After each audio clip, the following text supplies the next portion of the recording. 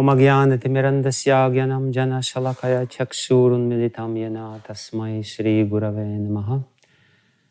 Shri Chaitanya Manobishtam Stapitam Yena Bhutale Swayam Rupa Kadamahyam Dadati Swapadantikam Vandeham Shri Guru Shri Yuttapadakamalam Shri Gurun Vaishnavamscha Shri Rupam Sagrajatam Sahagana Raghunatam Vitam Tam Sajivam Sadvaitam Savadutam Parijana Sahidam Krishna Chaitanya Devam Shri Radha Krishna Padam Sahagana Valita Shri Vishakha Vitamscha He Krishna Karuna Sindhu Dinabandhu Jagat Pathe Gopesha Gopika Kanta Radha Kanta Namastute Tapta Kanchana Gorangi Radhe Vrindavaneshwari Vrishabhanu Sutta Devi Pranamami Hari Priye Shri Krishna Chaitanya Prabhu Nityananda Shri Advaita Gadadhara Srivasadi Gaura Bhakta Vrinda Hare Krishna Krishna Krishna Hare Hare Hare Rama Rama Rama Hare Hare Yantah pravishya mama vacham imam prasuptam sanjivaya takila shakti darasvadhamna anyam shahasta charana shravana tvagadim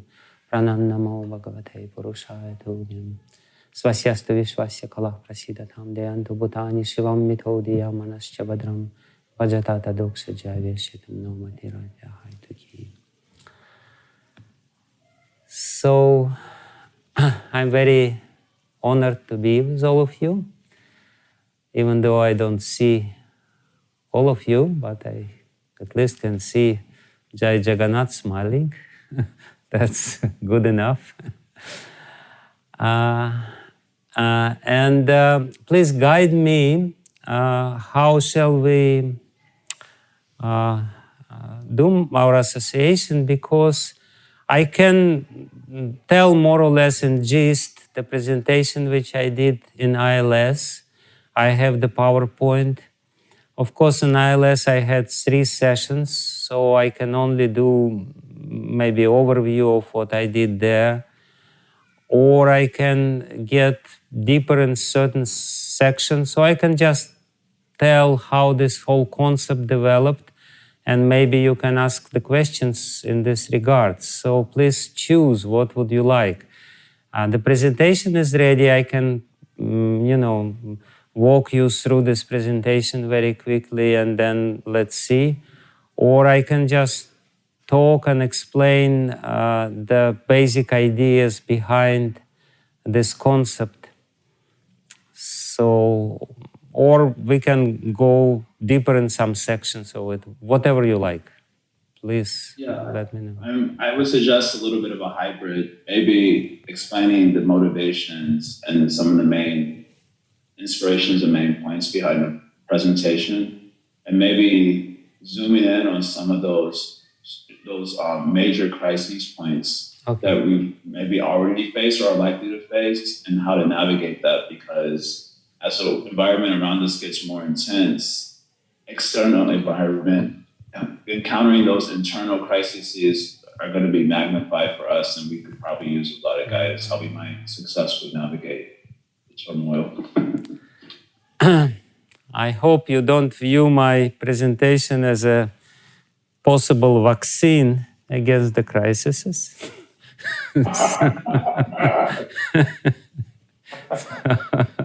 No, we view it as actual medicine. Anyway, so I've been in ISKCON long enough to see many crises, including the very dramatic ones, when even very senior devotees would change their views inexplicably from the external point of view, or do something which you would never expect from them. I've seen how less senior devotees struggle sometimes on a different levels of their spiritual development and the different junctions in their spiritual journey. I've seen how devotees sometimes were shaken in their faith. I did have my, share of critical situations. And because I have some sort of scientific background, I was observing all this phenomenon, and I was wondering if it's possible to explain it in a scientific way, what is going on, and why crises are practically inevitable in the spiritual development, which we know as a royal road, smooth way, easy way to Godhead, elevator, don't go through the stairs, you just got right there. And nevertheless, this elevator every now and then halts, and probably because it's Indian elevator and the electricity is being cut off, or some other reason. So basically, I was wondering what is going on, and can we more or less scientifically or systematically view different crises and causes for crises. I was reading Madhurya Kadambini, where Vishwanath Chakravarti Thakur gives the very elaborate and vivid description of the spiritual development. And I gave several seminars on this topic, especially, of course, on the topic, perhaps the most memorable part of the whole Madhurya Kadambini is his description of different stages of Anishtita Bhajana Kriya, starting with Utsahamai and Ganatarala and so on and so forth. Still, something was lacking in this regard.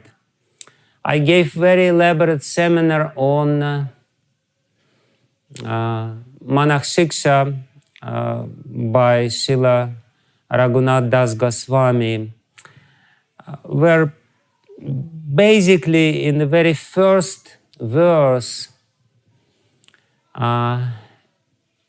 he describes, in my humble opinion, the development of the spiritual ego.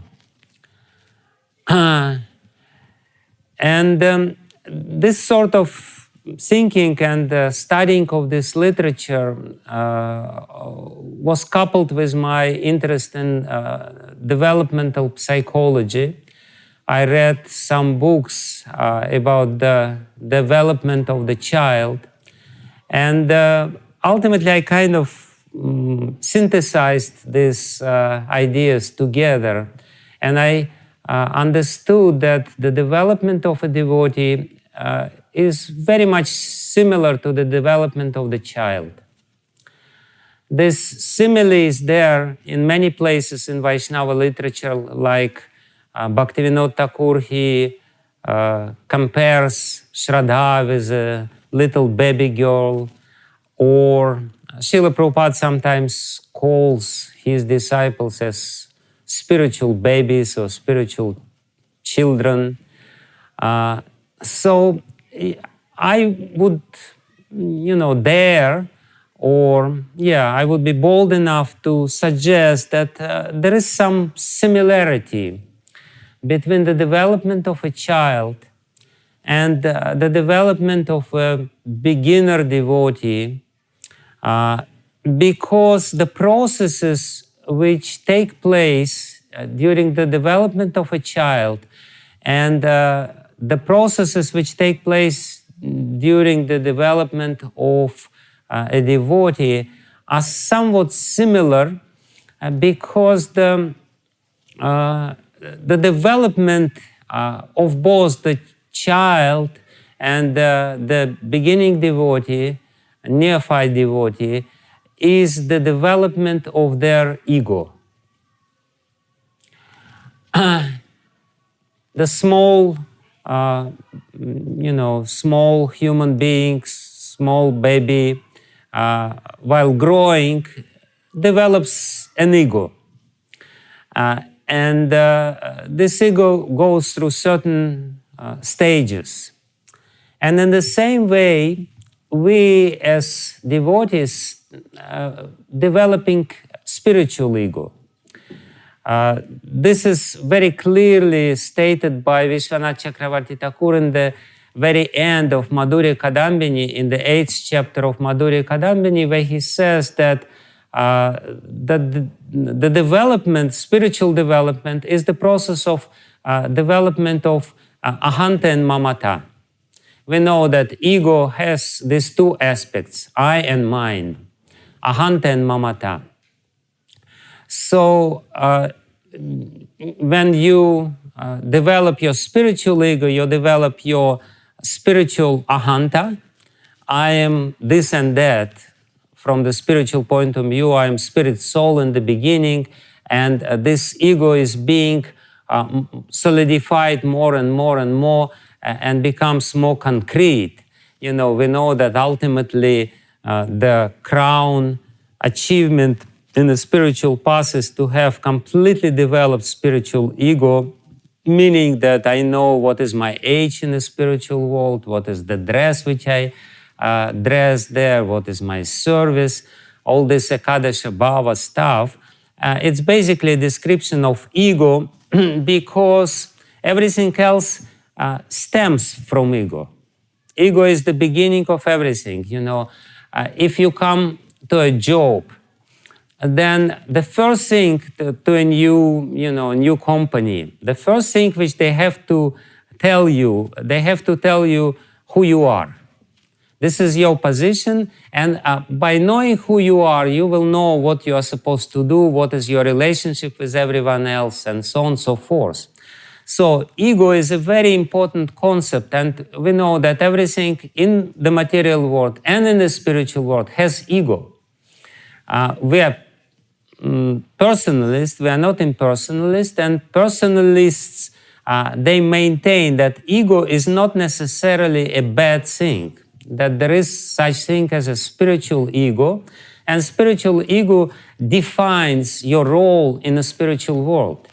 It defines your service, it defines your mood, because all this Ekadashi Bhava is basically emotions, but you can only experience emotions if your ego is fully mature.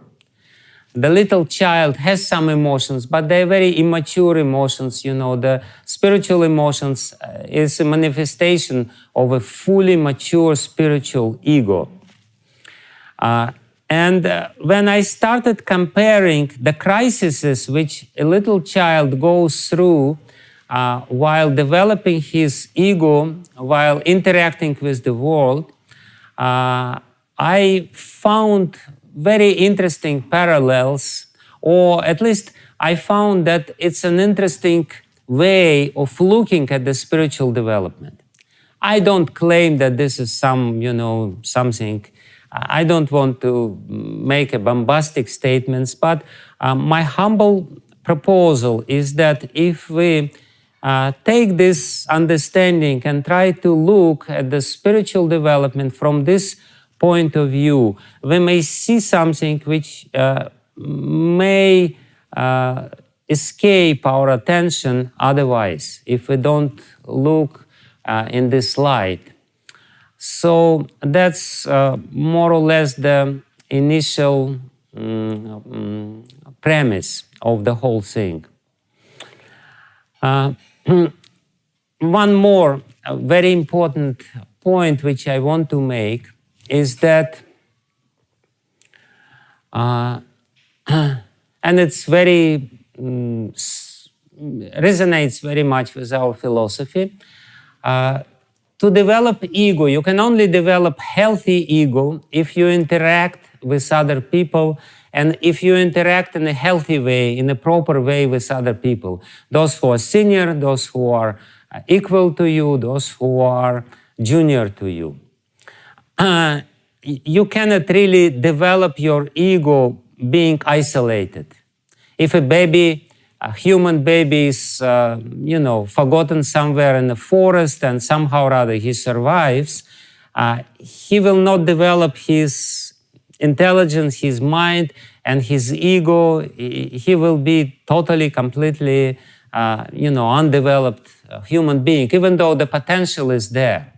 So for the development of ego, the normal ego, the material ego, false ego, you need proper association. And again, even false ego may not be such a bad thing. There is a bad false ego and there is good false ego. Like, for example, what is Varnashrama? Varnashrama is nothing but the system which helps human beings to create strong, healthy, false egos. And when you have strong and healthy false ego, then you can overcome false ego and develop your spiritual ego. But if your ego is weak, if you don't know what you're doing, people in the present day society, modern day society, they don't have ego. They only have egos of consumers. They're very unhealthy personalities. They don't know what to do. They don't know their special talents, special contributions, special gifts which they have. They're completely, totally lost. And they cannot function properly in the world. What to speak about developing something higher? So for healthy development, both material and spiritual, you need healthy association, and that is a very prominent feature of our philosophy, to develop your spiritual identity, spiritual personality, so to speak. You need association. You will never be able to develop spiritually without association. And actually all the problems of immature, undeveloped people is due to the lack of proper association. And the same is true for the devotees. All our problems is due to the lack of proper association. If we have proper association, if this association is nourishing, and if this association is healthy, it helps us to develop our proper spiritual identity, and by helping develop our proper spiritual identity, it will ultimately contribute to our success. And therefore, Prabhupada says, if you think that you will be able to develop spiritually outside of the association of devotees, you just, you are more or less in delirium. You are in a state of delirium. It's not a realistic proposal. It's completely insane idea of somebody who has immature and unhealthy, painful, diseased ego, and therefore he cannot really properly associate with devotees, and therefore his spiritual problems also are there. So that's another very important point. And one more little addition to this point, which I find very interesting and intriguing. I was reading one book on astrology, quite prominent book, Parashara Hora Shastra, supposedly written by Parashara Muni. And at the very end, Parashara Muni makes a very beautiful point. He speaks about dependence of our, he identifies the three factors upon which our life of faith is dependent. And out of these three factors, stars or our astrological situation is only one, and not even the main one. Well, he doesn't say which is the main one, which is not the main one. Obviously, they all contribute. We are born with certain karma, we are born with certain proclivities, with certain tendencies, innate tendencies in us. It's there. So that's our karma. That's a significant contribution to our, whatever is happening with us, like, some of the members of this esteemed assembly, they were born in the families of devotees. Obviously, it's a very lucky birth. But then he says there are two more factors, which is very interesting and very important for us to understand. He says the second factor is association. You can basically even overrule certain tendencies which you have if you have proper association. Association is extremely formative.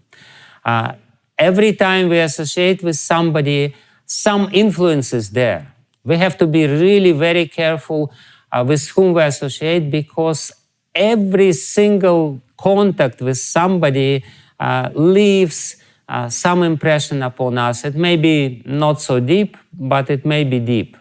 So association, it's a very important foundational point of whole Vedic culture, that we have to associate with proper people and be very selective in the way we associate.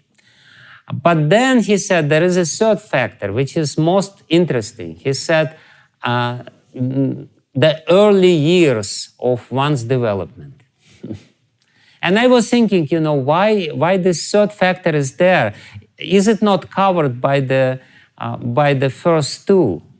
Because you may say that, your early years are dependent on your karma, or your early years are dependent, on the association which you have. But no, what he wants to say is that any influence which we have in the formative years of our development is crucially important for the development of our personality, of our persona and our life.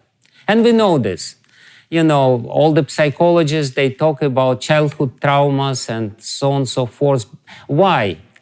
The answer is very important. Because in the early years, our ego is not developed. Our protective shield is not developed.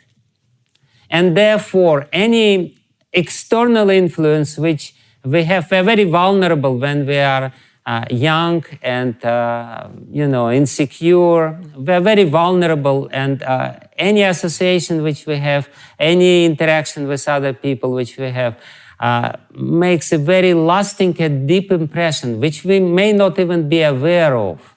These childhood traumas, they may appear because of very insignificant reasons, You may see some spider, and this spider, which somehow or other crawled on you, inflicts such a terror in you and leaves such a lasting impression in your psyche, then, for the rest of your life, you will be afraid of spiders. You already know that there is no reason for you to be afraid of spiders. But still, this fear will be totally irrational because of this encounter, which you don't even remember, but the impression is lasting.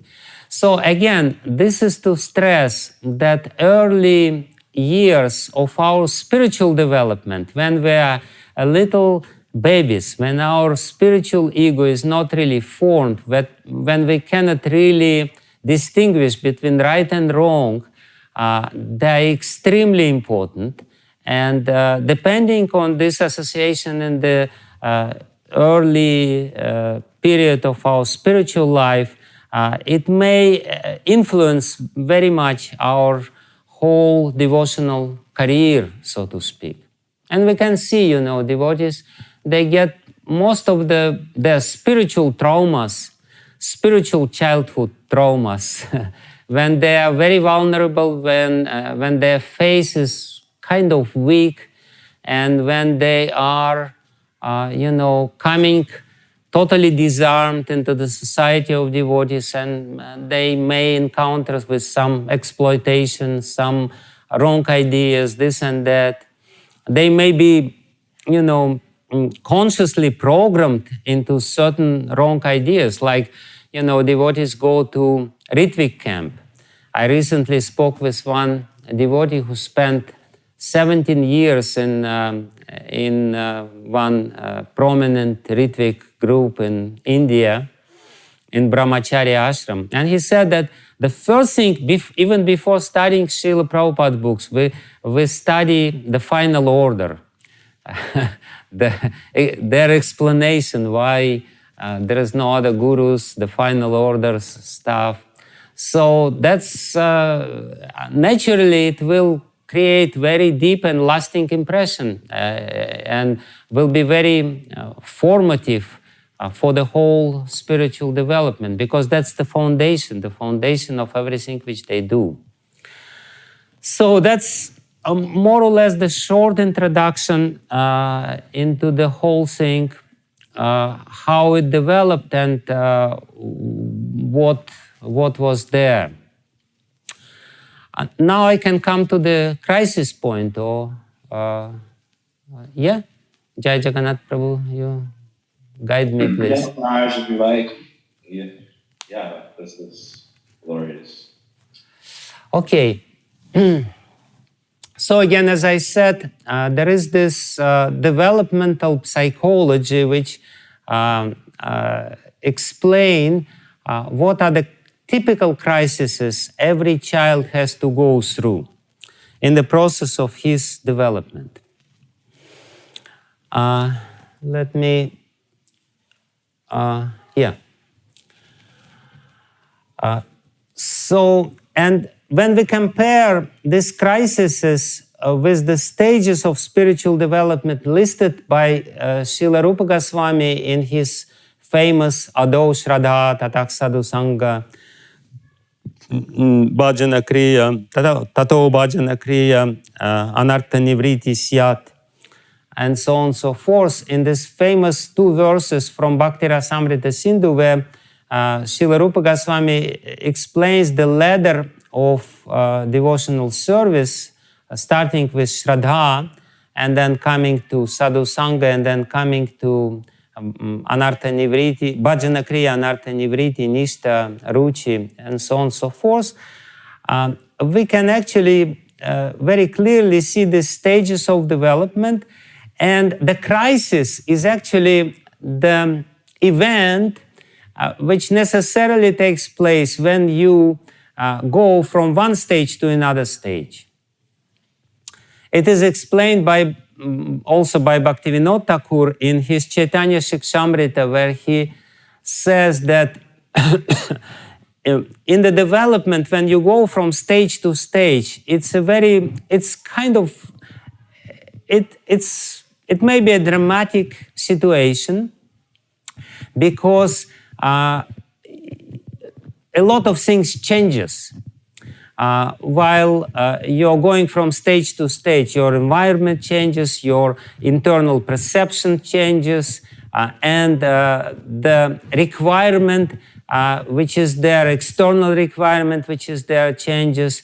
The rules which you are expected to follow also are different. You cannot expect that people on the level of Shraddha will follow the same rules than people on the level of, Prema or, Bhava or Ruchi even. So there is a lot of differences, and basically what I suggest in this presentation or in this paradigm is to look on these stages and to see what are the crises which we will have to go through by coming from stage to stage, by climbing on this ladder of spiritual development. Actually, the English word crisis is coming from Greek word, and the Greek word crisis, from which it's being derived, means junction. It does not necessarily mean something bad. It's just the junction or the choice which you have to make. Like you come to a junction and you have the choice whether you go this way or that way. So the crisis is basically, you develop, but then at one point you feel that you have to choose your path, whether you go this way or that way. And sometimes it's very painful, and it's an internal process which manifests externally. And basically, the idea is that if you overcome the crisis, then you come one step closer to Krishna. You climb over this ladder of devotional service. It means basically that you have new stage of your spiritual development. You function differently. Your association is different on this stage. And that's one thing when you overcome the crisis. Another external manifestation that you have overcome the crisis is that you become more integrated internally. When the crisis is there, you feel like you're kind of, disassembled. You're in pieces. You're not so integrated personality. So when you overcome the crisis, you become more integrated, more wholesome personality. Your integrity becomes more. And then another external manifestation, that's of course internal manifestation, but the external manifestation of your successful passing through this crisis is that you become closer to the devotees. You become more integrated externally into the society of devotees.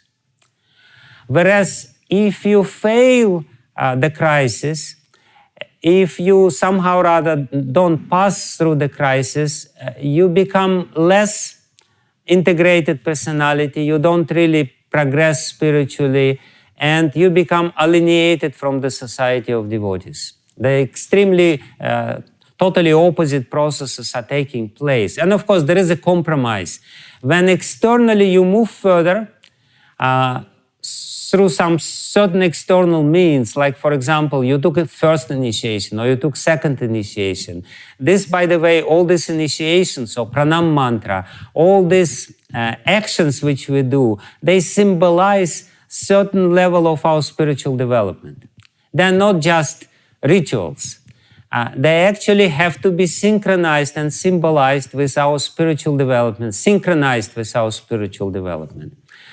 But if we take, let's say, externally, we take the step further, but we didn't really undergo properly the crisis, didn't really pass the critical period properly, then what will happen? Externally, we will be on a higher level, but internally, we will be totally torn apart by unresolved doubts and unresolved problems. And sometimes it happens. People, due to social pressure, they do this, they get pranam mantra, even though they're not ready for this. They get first initiation, second initiation, then sannyas initiation, and then go and get married. So that's all, that's all, that's all a result of this compromise when there is really no resolution in the crisis. Therefore, if we're aware of what's going on internally and what we're supposed to do, what are these external symbolic rituals which we are doing by taking pranam mantra, starting chanting, or taking first initiation and vows, taking second initiation, and so on and so forth, what it really means internally, how to translate it in terms of our internal development, it will help us to do it not in a blind way, but to do it in a more wholesome and healthy way. So that's a little introduction to the crisis idea and what crisis means and why it is so important to understand that there is nothing wrong with crisis. If we develop, if we are living system, if we will have crises. That's not a problem, because the crisis is the sign of our development, is the sign of certain dynamic in our spiritual path. But if we, the problem is not the crisis itself. The problem is how we relate to crisis and how we go through the crisis. So that's the most important thing. So let me give the very short overview because I'm talking already for 1 hour, right? It's been 45 minutes, Maharaj. Oh, yes, right, 45 minutes. Yes, right, 45 minutes. Please let me know when you are totally bored and when you are... Maharaj, my excitement is only increasing more and more and more. This presentation is very brilliant, actually, and well-timed, I feel like, environmentally.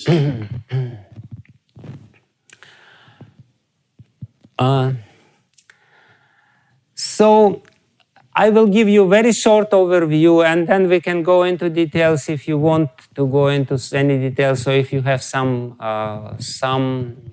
questions, we can answer questions. I can try to answer your questions. So very short overview of the natural processes which we called crises on the path of spiritual development. Of course, to understand very clearly what is going on, we have to also have very clear and profound understanding what are these stages of spiritual development. What exactly is Shraddha? What exactly is Sadhu Sangha? What exactly is Bhajana Kriya? What exactly is Anartha Nivriti? What exactly is Nishtha? I don't try to go any further because this is the most important. This is the early stages of our spiritual development which are foundational for our whole progress in spiritual life. Everything else after Nishtha is more or less, it's smooth, it's not so difficult. But before Nishtha, we really have to climb and work hard. And therefore, I only consider these initial stages of spiritual development. So what is Shraddha? Shraddha basically, it doesn't mean faith. Especially, it doesn't mean faith in Christian sense of the word. It does not mean that you just have to believe in certain practices, you have to believe in certain ideas, you have to believe in certain, figures of the past. Faith, it's very simple. Shraddha, literally Shraddha means respect. Shraddha means, and Prabhupada gives this beautiful definition of Shraddha. He says, Shraddha means appreciation. If you come to devotees and if you appreciate what they're doing, it means you have Shraddha. You don't know anything, you don't have to believe, but you just kind of like what devotees are doing and you naturally, spontaneously feel the respect towards these people and towards what they are doing. You don't understand, you don't necessarily identify yourself with them. The only little thing which is there on the level of to be qualified as somebody who has Shraddha is this appreciation. It's like little baby, he doesn't have to know anything, he doesn't have to do anything. The only responsibility, quote unquote, of this little baby is to accept his mother, not to reject his mother. Basically, he doesn't know anything, but he kind of naturally, again, spontaneously accepts, respects to a certain extent, as much as you can say that baby respects anyone. But, there is some level of acceptance between the parents and the little baby, and this acceptance is actually called Shraddha. And the Shraddha is the period of nourishment. As much as the little baby, the most what he requires is the nourishment, and he is totally indiscriminate. Little baby, whatever you will give to him, he will just suck it. He will try to take it. But it's good in one sense, and it's also very dangerous because very easily you can poison this little baby by giving him wrong food.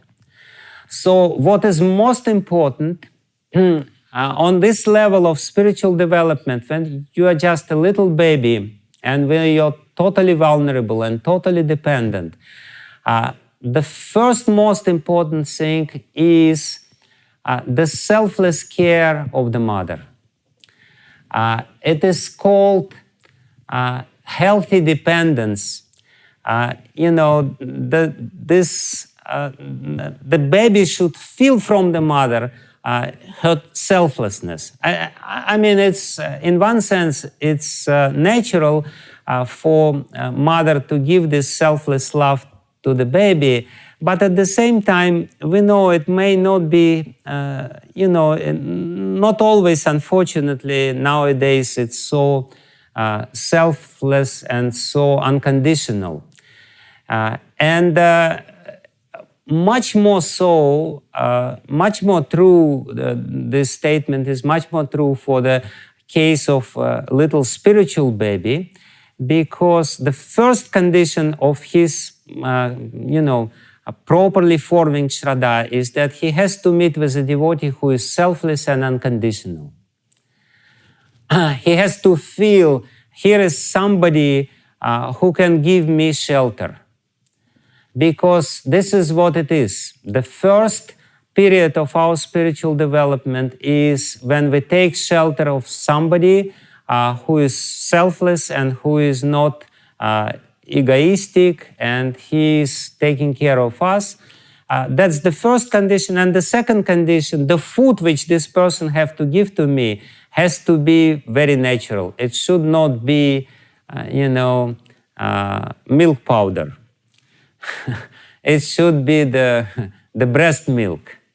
It should be something genuine. It should be the proper knowledge of the scriptures, not something which he concocted or not some of his speculations. He may be very selfless, he may be very caring, but if he feeds me with something, with the wrong food, my spiritual development will not be good. So these two most important conditions for the first period for us to form Shraddha properly, we have to meet with a devotee, we have to develop faith in him, some sort of trust in him, but to develop this proper trust in him, he has, the proper Shraddha in him, he has to have these two qualities. He has to have knowledge of the Vedas, as much as mother has to have breast milk to feed the baby. So this is what will be the nourishment. And he has to be selfless. He has to give this shelter and this emotional protection to the spiritual baby or spiritual child. And the crisis which we have, this is very interesting.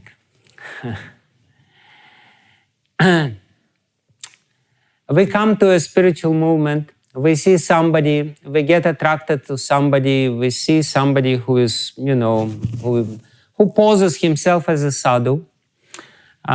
We don't have any discrimination, any power of discrimination, really.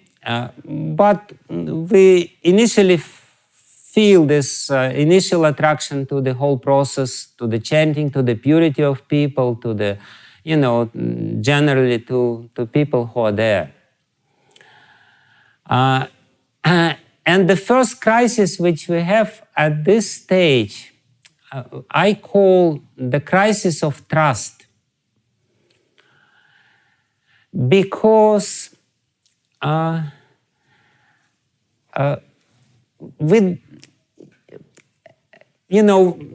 like little babies sometimes may feel rejected by the parents, or may feel, or if the parents are harsh to him, he will develop mistrust to them. So there will be a crisis initially between acceptance and kind of rejection of sadhu. Satsvarup Maharaj beautifully describes how it was with, in his case, with Srila Prabhupada when he first met Srila Prabhupada, and he had, he had double mind. He wanted to accept him. He was attracted to him, but he was not at the same time sure. Certain level of mistrust was there, so he was going back and forth, and then Prabhupada gave him some grapes.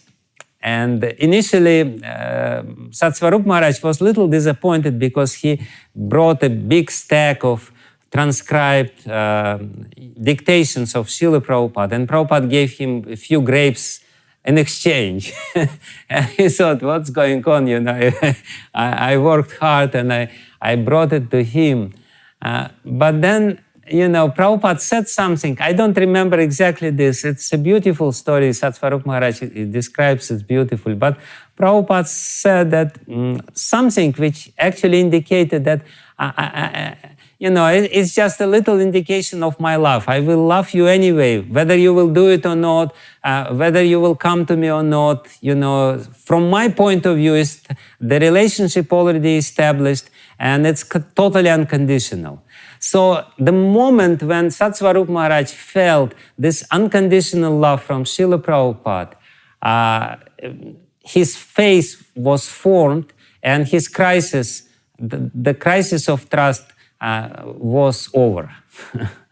Because before that he was not really sure what's going on, whether he should take this or not, whether it's the good thing to believe in or not, whether it's good thing to invest your heart, because literally Shraddha means investing our hearts into something. So to overcome this crisis of trust, we need to meet with somebody who really shows that he's unconditional, that he loves us unconditionally, and he's ready to take care of us unconditionally. And of course, he has to show certain level of genuineness in regard to the knowledge which he gives also, and genuineness of his practices and this and that. So that's the first crisis. Prabhupada also, very interestingly, he describes his crisis in this regard. He said, I could not understand Bhaktisiddhanta Saraswati, but I liked him, he says. I was not convinced at all, but I liked him, and I continued listening to him.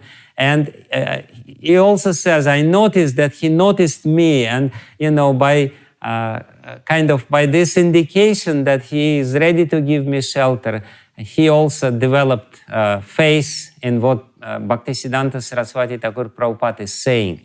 In the beginning, we cannot expect that devotees or people will understand what we're saying. It's all. The only thing which we can expect from them is they should feel that we're something genuine and that we are really taking care of them. So that's the first crisis, the crisis of trust.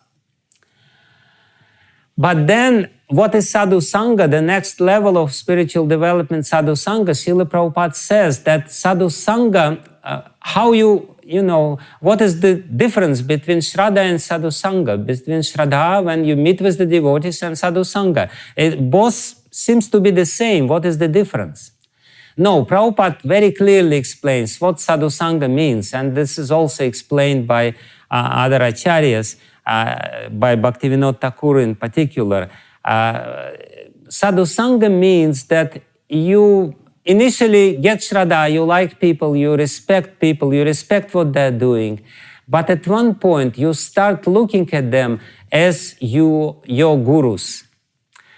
This is when you come from the stage of Shraddha to the stage of sadhu sangha.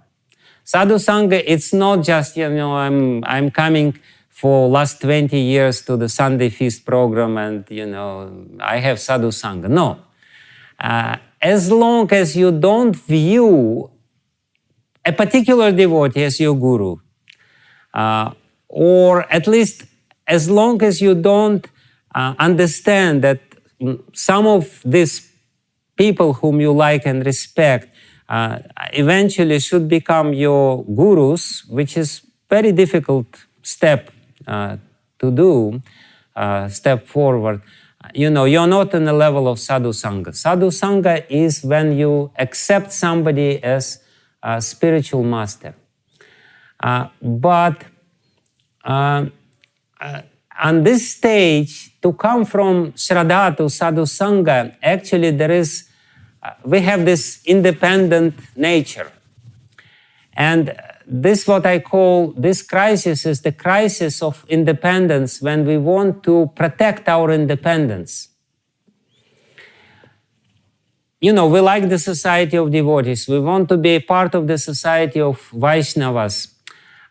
But in the beginning, we are very, sensitive, and we don't like if somebody tells us, you should do this, you should do that, because we accept it or we consider it as an intrusion into our independence, into the borders which we have. And it's actually, we're more or less freelancers on this stage. So coming from Shraddha to the level of Sadhu Sangha means to accept certain responsibility or certain obligation. And it basically means that, now I see there is somebody and I will accept what he says. And the most beautiful way of explaining this crisis or formulating this crisis is done by Sanjay in Bhagavad Gita. Because in Bhagavad Gita, Sanjay explains what happens with Arjuna when he initially surrenders. He sees Krishna as his spiritual master. This is the Sandhi.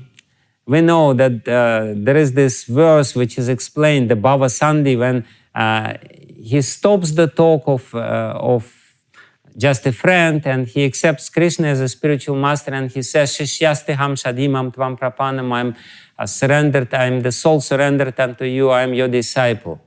But in the next verse he says, Nayotsya iti Govinda, I'm not going to fight, my dear Arjuna. So, my dear Krishna. So that's what it is. That's the crisis. I want to surrender, but I don't want to surrender. I'm surrendered soul, but I'm not going to fight. Don't ask me to fight. So that's the crisis. Before that, it was the crisis, Arjuna had severe identity crisis. His ego was demolished. Now he is coming to the spiritual path. And the first thing which he experiences in the spiritual path is again the crisis, because he does not want to lose his independence. He is not really prepared to lose his independence.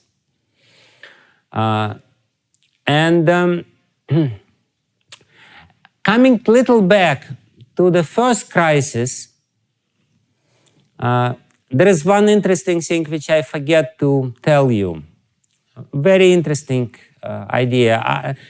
It may not be so prominent in the Western world, but it's very prominent in Russia and in this Slavic world. But I think it's also, to a certain extent, there for Western-minded people, for people with Western mentality.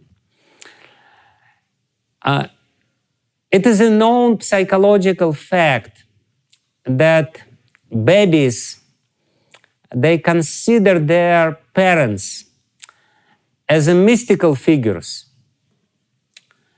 For a little baby, his parent is almighty, because he's so big and he's so powerful and he's this and that. So there is a certain element of mythology or mystification, for For a little baby, the parent is a mystical figure. He can do miracles. So in the same way, oftentimes, for a beginning devotees to develop faith in some sadhu, he needs to show some miracles. To strengthen the faith of a devotee, he needs to show some miraculous display of, and if he doesn't show these miracles, then the devotee starts imagining all these miracles. Oh, he just, he read my thoughts, or he's just, he's such a miracle man. Very often, when you speak with the beginner devotees, when they speak about the spiritual masters, they started exaggerating and saying he's such a mystic, He has to be mystic, because otherwise I cannot believe in him. Because I don't have proper foundation, proper discrimination, I don't know how to believe in him, what to trust, what not to trust. Therefore, I tend to mystify the figure of a spiritual master or of a sadhu. And the failure of this crisis is that when we imagine something, we mystify the figure of a spiritual master, and then, we devalue. In the beginning, we we idealize sadhu, and then we devalue sadhus. This is what happens oftentimes. People come and they idealize sadhus, they idealize devotees. They think they should be totally, completely ideal. And then, they meet something different, and they didn't develop proper faith, because the proper faith is the faith in Shastra. The proper sadhu has to take his responsibility, or see his responsibility to develop faith of a devotee in a proper way, in Shastra. There is a beautiful story. I think Pushta Krishna Prabhu tells this story about Prabhupada. He says, Prabhupada, I trust only you. I don't trust anyone else. Only you, a pure devotee, you saved me, you this, you that. And Prabhupada, he looks at him and smiles, and he says, don't trust me. I may fail you. I may let you down. Trust in Krishna. So this is what is very important on this level of spiritual development, to help the devotee to place his heart in a proper way, in a proper place. Shraddha means placing the heart in a proper place. So as soon as possible. Initially, you cannot expect it from devotee, but it's very important. And that's exactly what Prabhupada was doing. He was instilling faith in Shastra, in his followers. He was not creating the personality cult out of himself like some other sadhus. He was always saying Shastra, Shastra, Shastra, Shastra. This is how he was developing the faith. And therefore, this second crisis, when devotees had to develop faith in a particular sadhu as a guru, was very smooth at that time. It was very natural. Devotees, really, it was easily for them, because of so much trust in Prabhupada, they can easily relinquish their independence.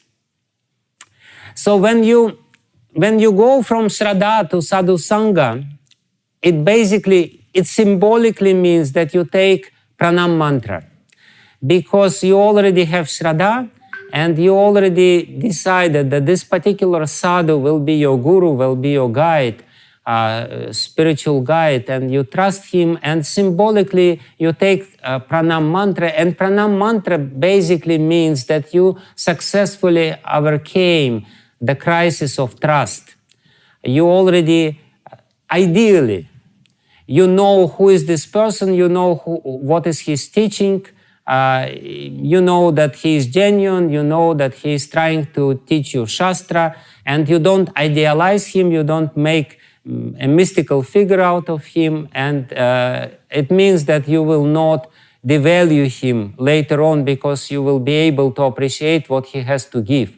He has to give you Shastra, he is giving Shastra, so what's the problem? Even if he is not a miracle man, he is still genuine.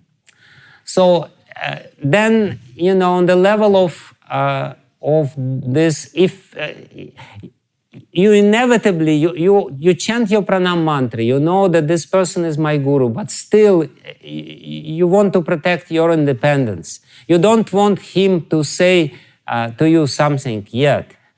You're not ready to accept any of his, you know, orders or whatever. So then you have this crisis of your independence. Sometimes, like little children, when they grow little up, you know, they, you tell them something and they say, no, I want to do it myself. They start feeling this initial, you know, ego trip is there, you know, I will do it myself. So don't tell me doing this. So that's the next level of problem which we may have.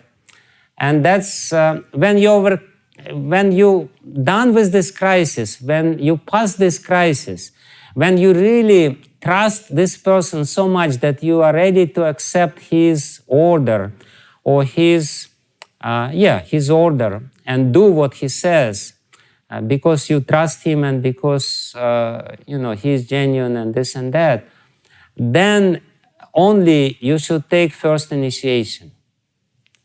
If you don't have this level of trust, and if you still not really completely, I know myself, you know, some devotees took initiation, and I know that, you know, they're not on this level. They should not do it.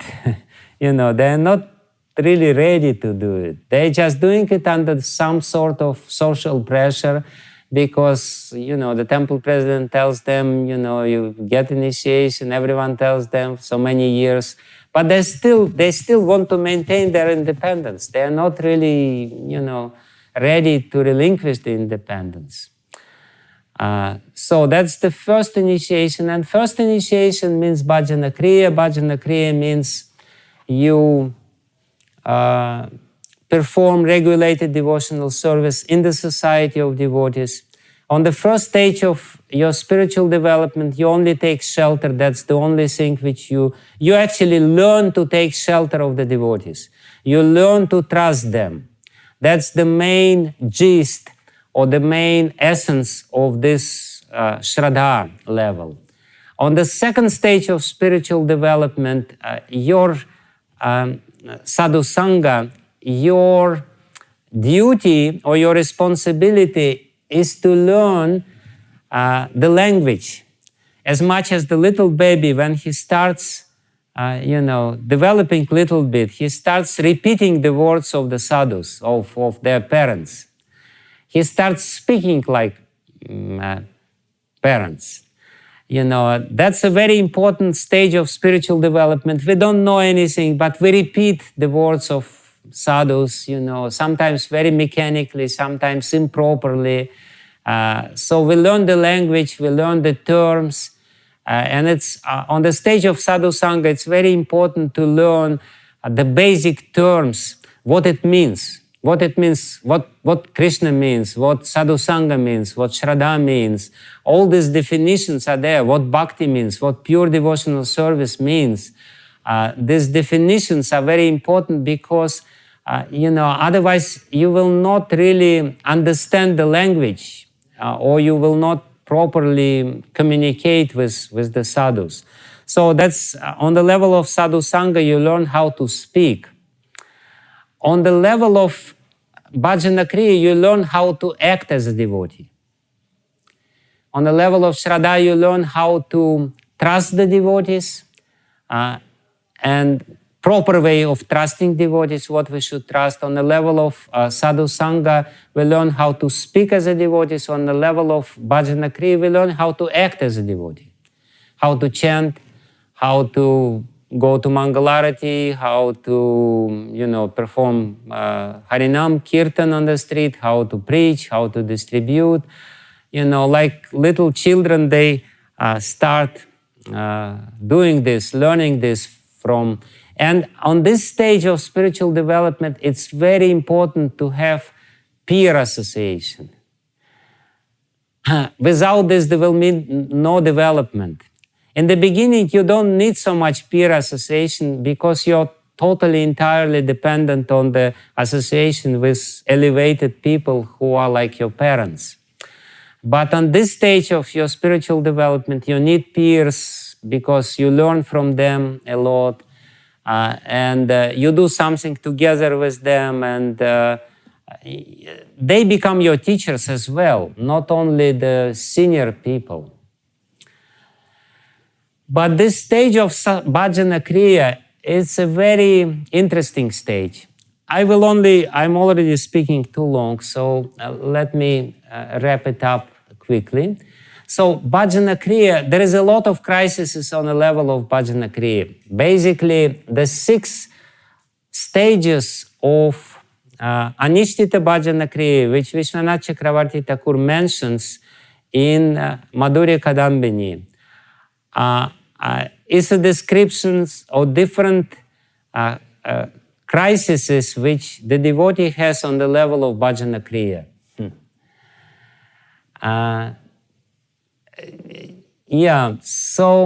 But if we take, it's a separate subject matter to reformulate these stages of spiritual development according to Vishwanath Chakravarti Thakur from the point of view of a modern bhakti practitioner. What does it really mean? It's entirely possible, but it's a separate subject matter. Interesting, but we will not fit it into this limited time frame. But the essence of this crisis of this stage is very, very important. Please listen, because it's the most relevant for us as practicing devotees. What happens on the stage of bhajana kriya, anishtita bhajana kriya, before anartha nivriti and nishta? We practice the devotional service, but we don't have the genuine taste in it. We don't have profound taste in chanting. We don't have, of course, we have profound taste in taking prasadam. That's the taste which we definitely have. But besides that, we may not have very developed taste in reading books. We may not have taste in chanting, japa individual. We may not have taste in going to Mangalarati. We may not have taste in any other regulated devotional service, starting with Shravanam, Kirtanam, Smaranam, and Padasevanam, and Archanam, and so on and so forth. But as Prabhupada says beautifully, that we are all pleasure-seeking living entities. Human being, and not only human being, any spirit soul is the pleasure-seeking living entity. So we don't have the genuine spiritual taste on this level because our material engrossment is too deep. We cannot really feel the ananda, the bliss of spirit, because we're too engrossed in matter. But we are still doing it out of necessity because we took this responsibility. So what will happen on this stage? We try to derive the taste from something else and pretend that this is the spiritual taste. So on this stage of spiritual development, which is most important and most, most of the devotees, they are on this stage of spiritual development, on this anishtita bhajana kriya. Like some devotees derive taste from being glorified as big preachers. They don't have taste for, for preaching really, but they have taste for being glorified. Some devotees that derive taste from having so many followers. They don't have genuine spiritual taste, but they feel a lot of taste, that because they have so many followers. Some devotees, they develop some taste in some other things, some other external things, because we need some taste and we don't have genuine spiritual taste, we substitute the taste. This is the crisis of this substitution of taste. And because we substitute the taste, what happens, our goal, nominally, ex officio, we say, my goal is love of God. But really, my goal is to have followers. My goal is to have fame, name, glory, to be glorified as a very scholarly devotee or very pakka devotee, fixed up devotee, or very varnashrama, dharmic, or whatever, I don't know, whatever you call it. So the real goal which we have on this stage is not really, Krishna prema. It's always very hilarious when devotees in the temple, after Mangalarati, they repeat all the 10 offenses, and then at the end they say, any practicing devotee should carefully avoid committing these offenses while chanting, and in this way very quickly achieve the goal, Krishna prema, and they they all repeat it, and it sounds very unconvincing. It's not really.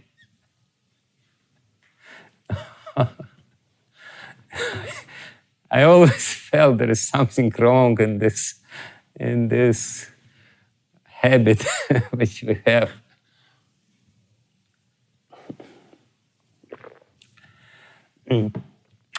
So, if we consider this anishtita bhajana kriya, starting with this utsahamai. What is utsahamai? Utsahamai, you're very enthusiastic. Why you're so enthusiastic? Because everything is new, because everything is fresh, because you feel superior to others, because others are dirty karmis and you know the higher truths. And this is all the causes of your total infatuation or your initial neophyte enthusiasm. It's not the genuine spiritual enthusiasm which will develop later on the stage of Nishta, but it's initial enthusiasm which is very flickering, and you want to maintain this artificial sort of thing, but then it vanishes, and then you go to the stage of Ganatarala, and sometimes you're very enthusiastic, sometimes you're not very enthusiastic. Sometimes somebody says to you which you don't like, and you seriously consider to give up this association of devotees because they're all bad. and then somebody says something good to you and glorifies you, and you again seriously consider to join this Krishna consciousness movement because they are such a nice people, and so on and so forth. It's going on. So that's basically the crisis of the substitution of goal, when we have the false goals and the crisis of lack of spiritual taste. That's what it is. We have the internal conflict because officially we accepted Krishna as the goal of our endeavors, but in reality, we don't want to go to him. We just want to stay here more or less and enjoy here because this is the taste which we have. We know this taste. We don't have other taste. And therefore, we become fanatical in the beginning. This utsahamai is the initial fanaticism. And then we become ritualistic. We just mechanically do some rituals. We become hypocritical, and so on and so forth.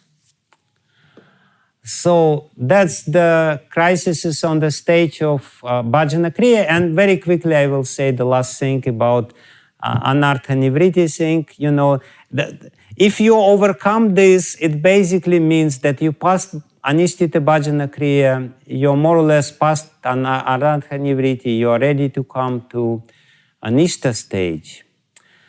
But before coming to Nishta stage, you have to overcome one more crisis, because in the last stage of your Anishtita Bhajana Kriya, you became a great devotee. You became very respected in the society of devotees. You have many followers. Everyone calls you Maharaj. Everyone bows down to you. And you enjoy this position. This is what Tarangarangini means. You become the leader. You become powerful. You are, everyone respects you because this is what bhakti does. You really develop certain level of stability, but you're still enjoying these material things because you're not yet capable of enjoying spiritual things. You didn't develop your spiritual ego to a proper level. You're not yet capable of getting spiritual taste because your ego is still immature, spiritual ego. And but before coming to the stage of Nishta, if you want to go further, you have to destroy this false, quote-unquote, spiritual persona which you developed. You developed certain pseudo-spiritual identity. Everyone respects you, everyone thinks you're a pure devotee, everyone is really, trying to surrender to you. So you cannot come to the stage of Nishta with this, with this crap. No way. Because Nishta means Trinada Pisanichinata Arora Pisahishna. Nishta means I'm nobody. Nishta means I'm tiny, little, insignificant, spiritual neophyte who doesn't have even genuine spiritual taste. And Krishna will help you to destroy this. There will be something in your life which will, some critical situation which will destroy your spiritual. You may commit some obvious sinful activity, because and everyone will start, disrespecting you, or saying that you're a hypocrite, this and that, or something like this. And it may become, it may be very important stage of your spiritual development, because this is the help of Krishna for you to become more genuine, to come to the stage of nishta when you are really humble and really, tolerant, and you're ready to respect anyone and don't want to accept any respect from other people. So this is a very painful crisis, extremely painful crisis, where your whole pseudo-spiritual persona identity crumbles. And when you have to go through this very painful transformation, becoming really genuine, humble servant of Vaishnavas and deriving taste in this service, not in anything extraneous or external to this. So, but then it means that you passed this, you are on the level of nishta, and voila, you are on a very stable platform from which you will be able to develop further. So that's a short overview. I'm speaking, not so short, but an overview. So, I don't know what we will do. I'm already speaking 1.5 hours. How much time do you have? And we don't want to impose on your time also. I only have till 6:30 because at 6:30 there is one lesson which I am taking. Is that, I'm in... 6:30 means 15 more minutes. 15 more minutes, okay. So we can ask questions. I just want to say personally, Maharaj, there's so much profundity in this presentation. My mind's blown. At certain parts of it, I was practically almost in tears, and I was just reflecting on what you're describing in my own journey in Krishna consciousness. It's very, it was profound. Just thank you for that. I've been around for almost 20 years, and I've been hearing your lectures since the beginning. My first lecture with you was Anavritti Shabda seminar, and which I come to periodically throughout the years, again and again. So I've been appreciating you for many, many years now in my spiritual life, and just very happy to be in your presence. I wanted to say, I'll kick it off, and then it looks like we know Kavita has a question. These crises, you spoke of the crises of trust, and obviously I've been around for 20 years, so I've gone through that, but I feel like I've gone through that many times throughout my 20 years.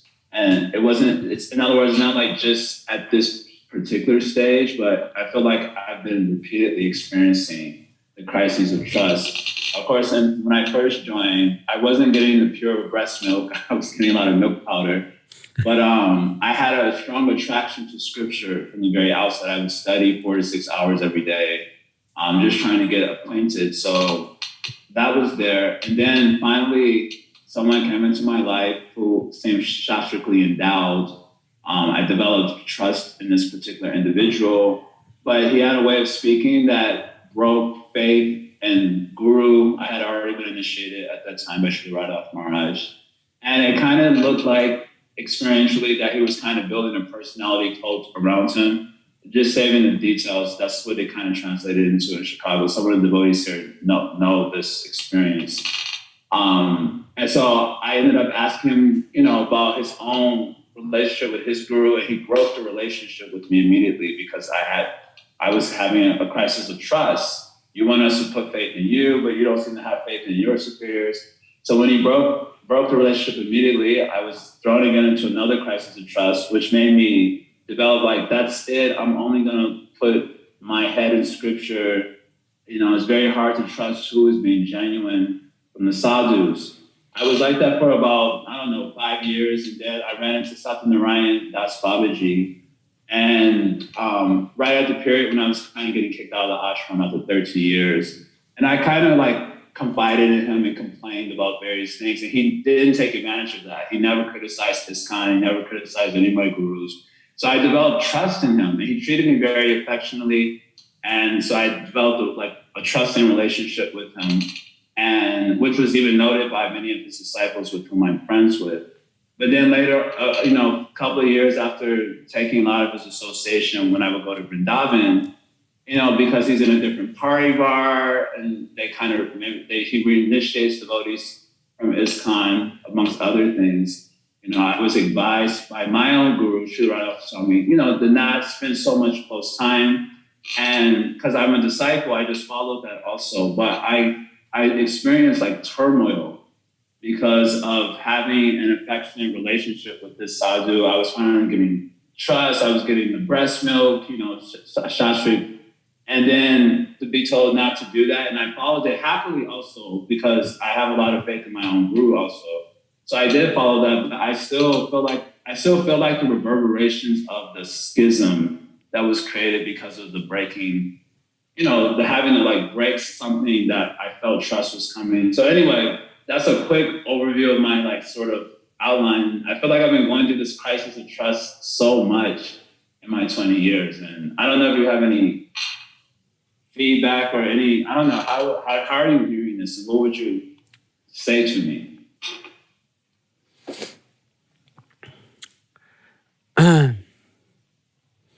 Yeah, thank you very much for asking this question. See,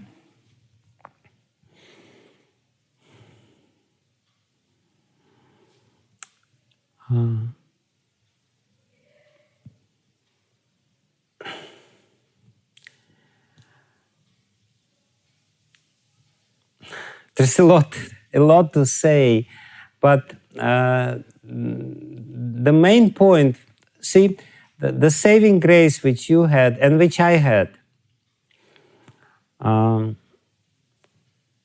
this experience of unconditional love,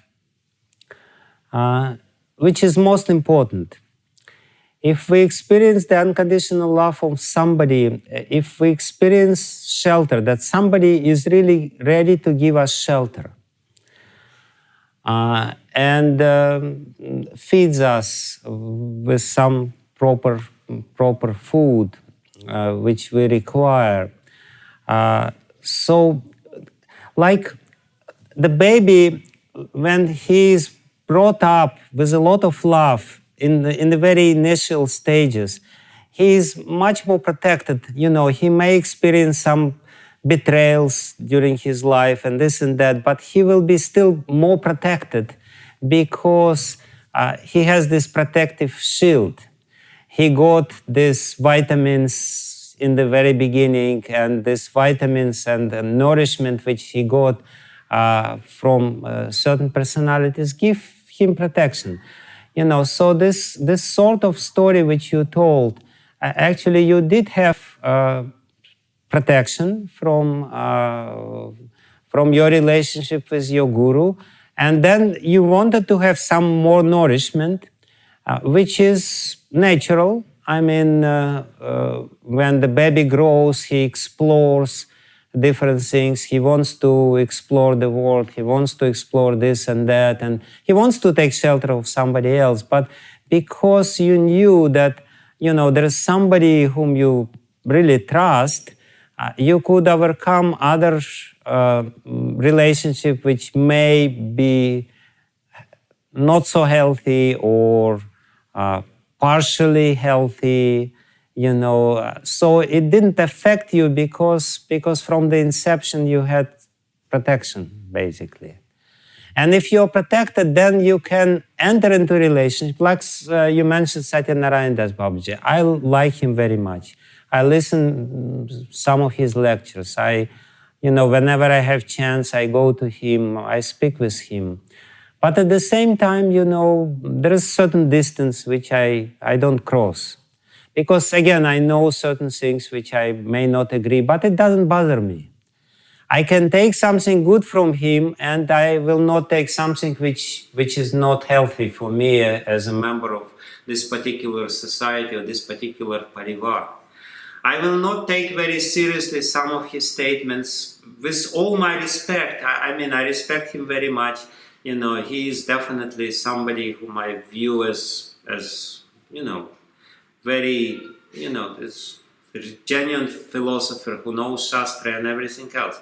So, but because I am protected, I can filter out something which I don't need. I can really, distinguish between something, and I can only extract which I need, and be nourished from this relationship as well. This relationship will become very helpful in my life, and it will not create any destruction or does not destroy my faith, even though he may say something which I don't like, which I on the other, if I was little more vulnerable, it would be threatening for my faith, you know. But it doesn't threaten my faith because I'm not vulnerable, because I feel certain protection. Wow, thank you, Naresh. Brilliant, as always. We have Vinod Kavita. Prabhu wants to say something. Harisham's got a question. That may be all we have time for, given the invitation here. Vinod Kavita, Prabhu? Can you turn on your camera? I can hear you, but it would be good if you turn on your camera. Yeah, just 1 minute here. Okay, how's that? Yes, we can see you now. Hare Krishna. So thank you again. Yeah, I really appreciate this seminar, Maharaj. I also heard part of your seminars in ILS this past, just before COVID. And I can very much relate with the analogy of a child and our spiritual life being like that. So I really appreciate that. And one of the questions I had when you were sharing was about in the early stages,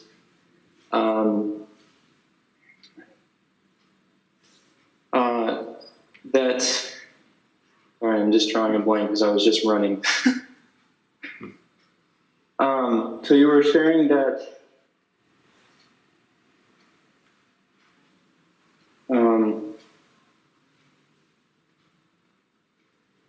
we were sharing about how the early stages, we need to hear from someone very clear. Basically, sadhu sangha is important in all stages. And I'm just reflecting on my experience of ISKCON, specifically in the US. And mainly my experiences are there are many very senior devotees and very sincere devotees, because they have been, ISKCON in the US has been around for relatively longer than, the longest. That's where it started. So there's a benefit of some very experienced devotees. And then at the same time, there is like this huge infrastructure that was created when we had like hundreds of devotees in every temple, and then it was collapsed. And so what we see, and what I've experienced, is that many of the temples there are senior devotees, there are mature devotees, there are serious devotees. They're trying their best to, give the breast milk and give sincere association, but they have so much pressure for just maintaining. And it's almost like using your analogy, it's like having a single mother who, has to raise like 4 kids. Like she's really caring and she's giving her breast milk, but she's just like, she can't avoid these kids facing trauma. And so, I'm just wondering if you can comment on this and maybe give some guidance, because it's been a question of mine, what is the actual real association? Is it just having senior devotees around? Because a lot of times there will be senior devotees around, but there's not much quality kata happening. And, how do we, I'm just been puzzled of how to kind of deal with this in the situation in the US. I guess it's more or less like this everywhere, because, we have this burden of love which Srila Prabhupada left to us. And there is a lot of institutional concerns, and sometimes institutional concerns overshadow the most important thing, which is spiritual relationship. yeah, and there's all this missionary spirit, this and that. So it may not be necessarily specifically US situation. I think it's more or less the same. Like in US you have many senior devotees who are busy. In other places you don't have even many senior devotees, and those who are there, they're even more busy. So it's everywhere like this, in different ways, but it's a similar thing. But at the same time, we have advantage. This is a disadvantage, obvious.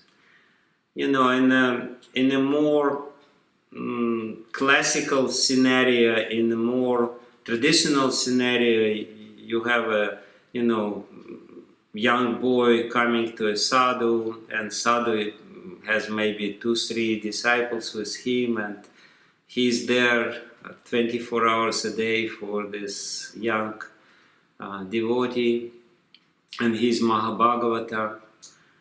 Fine. We don't have this. We may have devotees who are busy, who have other responsibilities, this and that, but we have some other advantages. We can always listen to their lectures. It's like this. If you establish a relationship, it's one thing, when somebody speaks and you just listen to his lecture. It's one thing. It's another thing if somebody speaks to you. Like I'm speaking to you now, and it's different. I'm interacting with you, I see your reactions, this and that. So some sort of a subtle connection is established by this interaction. And if this connection is established by this interaction, then you can get nourishment through this channel, which will be very personalized and what you need.